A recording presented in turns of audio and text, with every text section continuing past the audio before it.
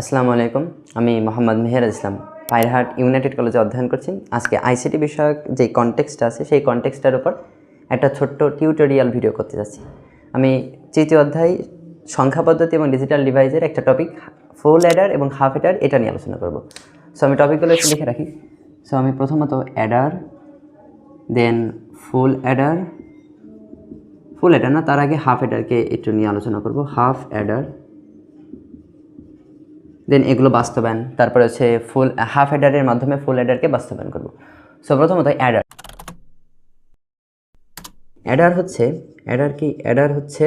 এটা যোগের সার্কিট, মানে দুইটা বাইনারি ইনপুট অথবা তিনটা ইনপুটকে আমি যোগ করব যে সার্কিটের মাধ্যমে, সেটা হচ্ছে অ্যাডার। মানে আমি এমন একটা ডিভাইস তৈরি করতে চাচ্ছি যার মাধ্যমে আমার যোগের কাজটা সহজ হবে। সো এই অ্যাডারের ভিতর দুইটা ভাগ আছে। প্রথমত একটা আছে হাফ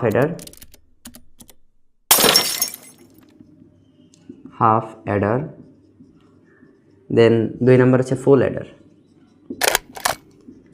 সো আমি ধারাবাহিকভাবে প্রথমে হাফ অ্যাডার এবং পরে ফুল অ্যাডার নিয়ে আলোচনা করব। সো প্রথমত হাফ অ্যাডার নিয়ে আলোচনা করি। হাফ অ্যাডার,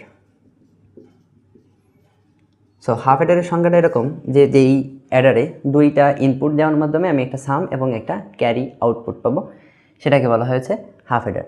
যেমন এরকম হাফ অ্যাডারকে একটা ব্লক ডায়াগ্রামের সাহায্যে এরকম প্রকাশ করা যায়। সো এখানে একটা ইনপুট এ দিলাম, এখানে একটা ইনপুট বি দিলাম, তার ফলে আমি একটা আউটপুট পেলাম, সাম আউটপুট পাবো এবং এটা ক্যারি পাবো। সাধারণভাবে যেমন আমি যদি এখানে 0 ইনপুট দিই এবং 1 ইনপুট দিই, তাহলে এই দুটো যোগের মাধ্যমে আমি কত পাবো? 1। তাহলে এই 1টা হচ্ছে আমার সাম, হাতে কিছু থাকে না, তার মানে এখানে 0 হচ্ছে আমার ক্যারি। অন্য একটা ক্ষেত্রে যেমন 1 যদি আমি ইনপুট দিই, তখন আমি 1 যোগ করে পাবো সে 2, কিন্তু বাইনারিতে 2 বলে আসলে কিছু নেই।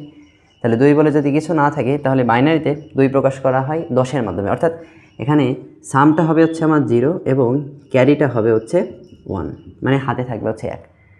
এখন হাফ অ্যাডারের সার্কিট বাস্তবায়ন করবো। তো তার আগে হাফ অ্যাডারের সার্কিট বাস্তবায়ন করার আগে হাফ অ্যাডারের সামের এক্সপ্রেশন, ক্যারির এক্সপ্রেশন এইগুলো বের করে তখন হাফ অ্যাডারের সার্কিটটা বাস্তবায়ন করবো সত্যক সারণীর মাধ্যমে।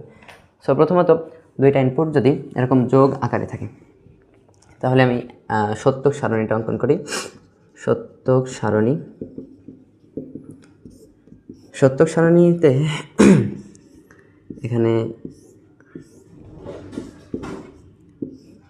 এটা আছে এ ইনপুট, এটা আছে বি, এটা আছে সাম, এটা আছে ক্যারি।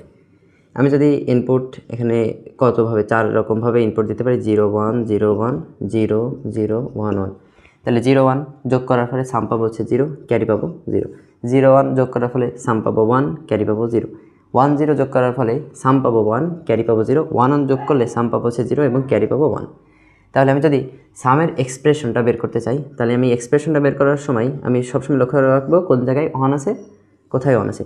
তাহলে যেখানে 1 আছে সে তার সাহায্যে আমি সামের এক্সপ্রেশনটা বের করবো। তাহলে সাম এস সমান এখানে এ 0, তাহলে যার উপর 0 তার উপর দেবো হচ্ছে নট, তারপরে বি প্লাস, এটার জন্য এবার এক্সপ্রেশন লিখবো। তার মানে এখানে এ বি নট, কারণ বি এর উপর 0 আছে। তাহলে সামের এক্সপ্রেশনটা পেয়ে গেলাম।